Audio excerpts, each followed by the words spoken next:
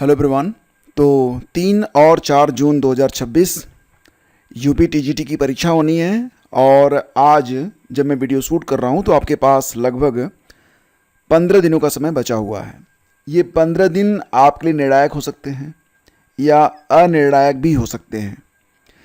Exactly दोस्तों, हमारे जो ब्रेन की बनावट है वो इस प्रकार से है कि ये चीज़ों को हमेशा एनलार्ज करके उसको जूम करके देखता है। समस्या है तो बहुत बड़ी है, खुशी है तो बहुत बड़ी है, दुख है तो बहुत बड़ा है। यानी कि जो रियलिटी होती है ना, उससे आपका दिमाग हमेशा दूरी रखता है। आपने कभी गौर किया है, जिस समस्या से आप बहुधा 99% केसेज में ऐसा आपने देखा होगा कि जिस समस्या से आप बहुत अधिक परेशान थे, अपने ड्रीमिंग की वजह से, डे ड्रीमिंग की वजह से रातों की नींद भी आपकी उड़ी हुई थी, एग्जैक्टली उस रूप में तो समस्या सामने नहीं आई। मतलब ये कि कभी कभी आपको जो डर होता है ना, वो इतना बड़ा होके लगता है, आपको लगता है कि चीज़ें जो हैं वो आपको डिस्ट्रॉय कर देंगी, आपको नष्ट कर देंगी। लेकिन ऐसा हुआ नहीं। अपने पास्ट को याद करिए, 2-4 घटनाओं को याद करिए जब आप बहुत डरे हुए थे, और उन रिजल्ट्स को भी याद करिए। क्या जिन चीज़ों से आप डरे हुए थे वो चीज़ें उसी प्रकार से हैपन हुई जैसा कि आपने सोचा था? आई एम श्योर कि नहीं हुआ होगा। ज़्यादातर केसेज में नहीं होता है। सबसे ज़्यादा जो डराता है वो आपका अपना थाट होता है। तो एक बार आप ऐसे भी सोच सकते हैं कि आपकी जॉब लग गई, जो जॉब आप पाना चाहते वही जॉब आपकी लग गई। अब आपका ब्रेन जो आपकी रैल एंटरिंग को दिखाएगा ना, तो मतलब आपको ये लगेगा कि जीवन में वो सब कुछ आपको अचीव हो गया जो कि आपको अचीव करना था। एग्जैक्टली जीवन में जो कुछ अचीव करना है, ये जीवन के अंत तक अचीव नहीं होता है। जॉब तो मात्र एक स्टेशन है, यात्रा तो उसके बाद ही जारी रहेगी, चैलेंजेस तो उसके बाद भी रहेंगे, चीज़ें उसकी बाद भी रहेंगी। बस थोड़ा सा आपका फाइनेंशियल पोजीशन, सोशल स्टेटस और चीज़ें थोड़ी आसान हो जाती हैं, आपकी एक पहचान बन जाती है। क्योंकि हमारा जो समाज है ना, ये सबसे पहले तो यही पूछता है आपसे कि आपको कितनी इज्जत देनी है। तो डायरेक्टली नहीं पूछता, डायरेक्टली कोई आपसे नहीं पूछेगा कि भैया आपको कितनी इज्जत दें, आपको छोटी वाली कुर्सी दें, नीचे बैठा दें, बेंच पे बैठा दें, या सबसे ऊंची वाली कुर्सी दें। तो वो सबसे पहले क्या करते हैं, आपके बारे में जानकारी कलेक्ट करते हैं। कभी कभी आपसे ही पूछ लेंगे, कभी कभी आपके दोस्तों से पूछेंगे, भैया क्या करते हैं, भैया जो करते हैं उस हिसाब से आपको इज्जत मिलेगी। तो मतलब ये कि ये जो लड़ाई है पूरी आपके पहचान की है। आपकी पहचान किस शब्द से बनती है? आप टीचर हैं, पीसीएस हैं, आईएएस हैं, नेता हैं, दुकानदार हैं, बहुत बड़े बिजनेसमैन हैं, बहुत बड़े ठेकेदार हैं। तो मतलब जो हमारी जो सोसाइटी है ना, वो डिसाइड करती है उसी हिसाब से कि कितनी इज्जत आपको मिलनी है।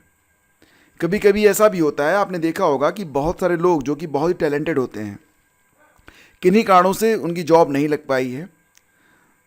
और ये कोटेशन मैंने सुबह शेयर भी किया था आपके टेलीग्राम ग्रुप पर कि अगर कोई एक आदमी वर्दी में है तो उसकी बात ज़्यादा मानी जाएगी, बगैर उसके कि अगर कोई एक साधारण सा आदमी उसी बात को कहे, सेम उसी बात को कहे और लॉजिकल वे में कहे, लोग उसकी बात को ना उतना गौर नहीं देंगे, उतनी इज्जत नहीं देंगे, उतना नहीं मानेंगे जितना उस वर्दी वाले, पोजीशन वाले, प्रतिष्ठा वाले आदमी की मानी जाती है। मतलब सफलता सिर्फ इस बात का द्योतक होती है कि आपका समाज में क्या स्थान होगा। इसीलिए मैं कहता हूँ कि सफल होना आपके लिए बहुत ही आवश्यक है, ताकि जीवन आसान हो सके, जीवन में प्रतिष्ठा आपको मिल सके और जीवन आनंदमय हो सके। आनंद, प्लीज़र, ठीक है। ये केवल फिलॉसफी में बातें अच्छी लगती हैं कि आनंद का त्याग करना चाहिए। एग्जैक्टली जीवन का जो मुख्य लक्ष्य है वो है आनंद की प्राप्ति, ठीक है। सात्विक आनंद समझिएगा, मैं सात्विक आनंद के बारे में बात कर रहा हूँ। जब आप कड़ी मेहनत करते हैं, जब आप सफल हो जाते हैं, उसके बाद जीवन में जो आसानी आती है, जो उपलब्धि आती है, उससे जो आनंद प्राप्त होता है, समाज में जो प्रतिष्ठा मिलती है, उससे जो आनंद प्राप्त होता है, आपका परिवार, आपके माता पिता, आपकी पत्नी, आपके दोस्त, जो आपकी पद और प्रतिष्ठा की वजह से आनंद प्राप्त करते हैं, उसे वास्तविक आनंद कहते हैं। बाकी आनंद के तो बहुत मतलब अच्छे और बुरे रूप भी हैं, मैं बुरे आनंद की बात नहीं कर रहा हूँ, ठीक है। तो फिलहाल अभी आपके पास समय कितना बचा हुआ दोस्तों, तो केवल 15 डेज। आपको याद होगा ना, कई बार ग्रेजुएशन की जब पढ़ाई आप कर रहे थे, कुछ पेपर आपने पूरे साल पढ़े थे, कुछ पेपर आपने नहीं भी पढ़े थे, लेकिन 15 दिनों में 6 पेपर आपने दिए हैं और सभी परीक्षाएं आपकी क्वालिफाई हो गई। तो वहाँ पर तो आप बिल्कुल, मतलब ऐसा तो नहीं था कि कुछ भी लिख के आ गए थे, आपने कुछ तो लिखा होगा वहाँ पे। और इस दौरान आपने जो दो तीन दिन का, 1-2 दिन का जो गैप मिलता था, उस दौरान जो आपने स्टडी की थी, वहीं से पॉइंट्स आपके बने होंगे। मतलब ये कि अगर आप 15 दिनों में 6 पेपर क्वालिफाई कर सकते हैं, तो अभी भी केवल एक विषय की परीक्षा आपको देनी है। क्या 6 गुना बेहतर आपकी तैयारी नहीं हो सकती है? बिल्कुल हो सकती है दोस्तों। यहाँ पर इस बात के डे ड्रीमिंग में परेशान रहना कि पेपर अच्छा होगा या पेपर बुरा होगा, अब मेरी बात को आप गौर से सुनिएगा। आप अगर इस बात में लगे हुए हैं कि आपका पेपर अच्छा जाएगा या बुरा जाएगा, आप एग्ज़ाम दें या फिर आप एग्ज़ाम ना दें, इन सब बातों में उलझने से बेहतर क्या है? बेहतर ये है दोस्तों कि सबसे पहले तो आप टाइम देख लें। कैलेंडर मैंने मई जून का लगा दिया है और आपको ये भी पता है कि आपकी जो परीक्षा है ये 3 और 4 जून को होनी है, ठीक है। किस विषय की परीक्षा कब होनी है ये भी मैंने आपको बता दिया है, ठीक है। तो अभी आपके पास अबाउट 14 to 16 डेज बचे हुए हैं। आप अभी से लग जाएंगे तो आपको 16 डेज मिल जाएंगे। हो सकता है वीडियो आप 1-2 दिन बाद देखें, 2-4 दिन बाद देखें, तो आपके पास फिर भी 10 डेज रहेंगे, ठीक है। अगर उसके बाद भी देख रहे हैं तो भी हार नहीं मानना है, आप अपने सिर्फ टाइम को मैनेज करिए। तो यहाँ पर जो मेन चीज़ है वो है 16 डेज को मैनेज करना, मतलब टाइम मैनेजमेंट, ठीक है। तो कैसे करेंगे आप? देखो दोस्तों, बेहतर क्या होगा, मैंने आप लोगों से कहा कि सबसे पहले तो आप ये सोचना बंद करिए कि पेपर कैसा जाएगा, ठीक है। पेपर आपका अच्छा जाएगा या बुरा जाएगा, आपकी तैयारी अच्छी है या बुरी है, ये सोचना बंद कर दीजिए अभी से, राइट नाउ। क्या करना है आपको?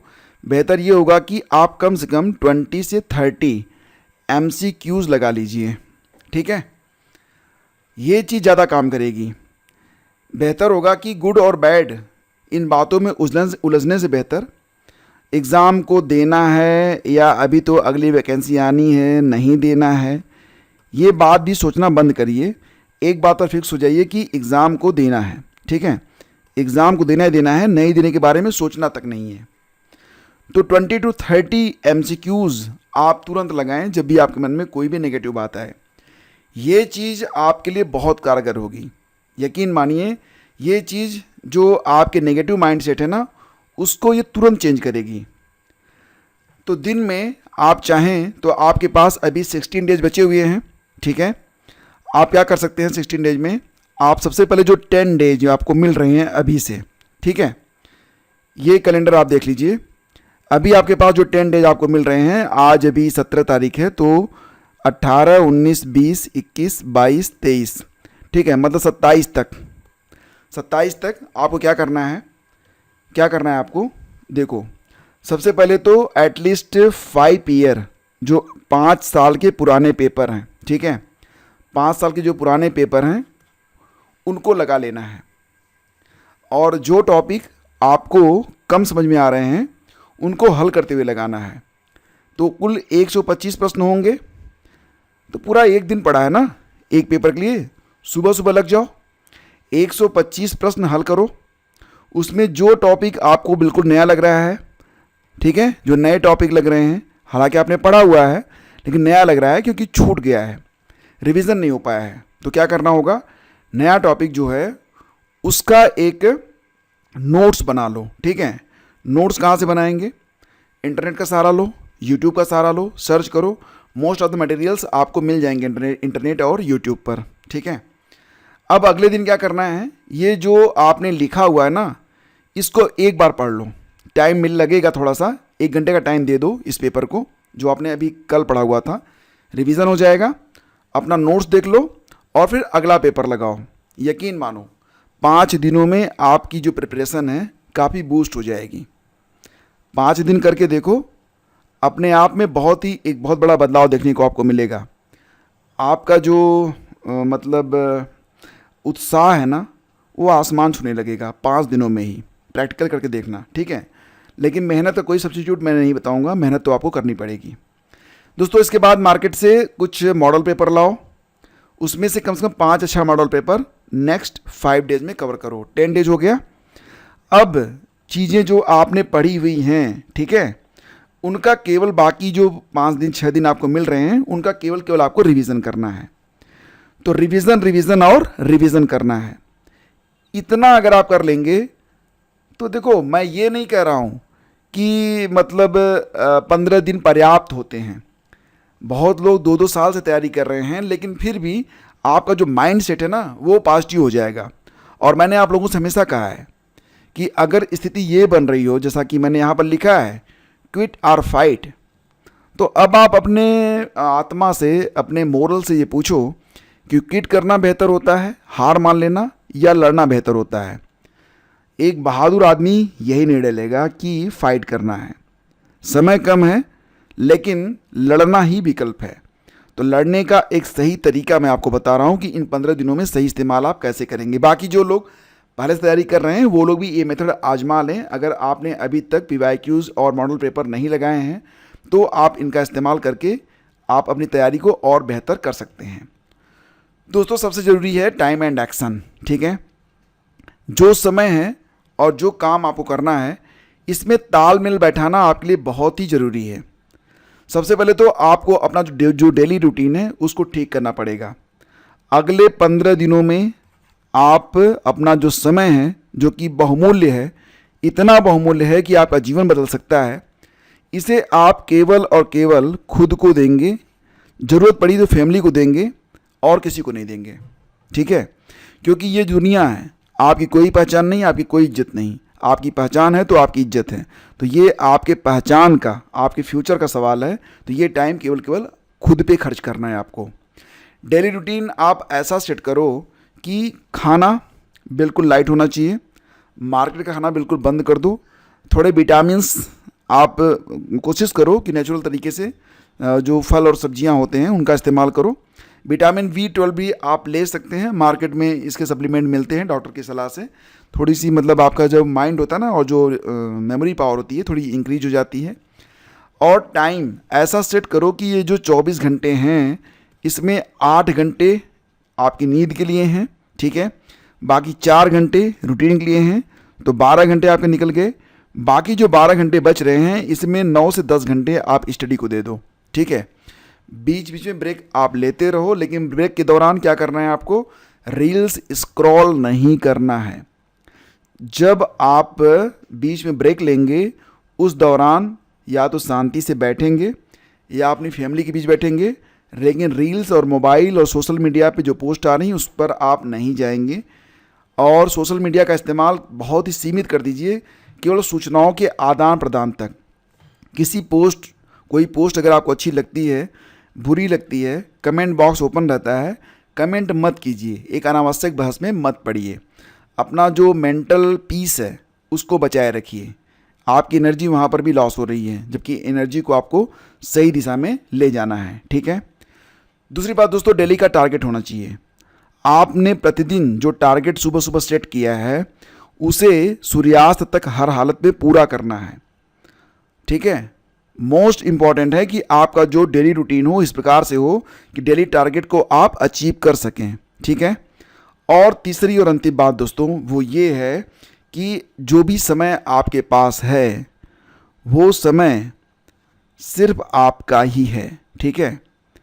तो इस प्रकार से अपने टाइम का विभाजन करो कि आप स्टडी भी कर सको और लास्ट टाइम रिवीजन भी कर सको। और अनावश्यक चीज़ें नहीं पढ़नी हैं, वही चीज़ें पढ़नी हैं जो कि आपके सिलेबस में हैं, जो कि सिलेबस में पूछी जाएंगी। घबराना नहीं है कि पेपर बहुत टफ आया था, ये जो मैं पढ़ रहा हूँ ये नहीं पूछा जाएगा।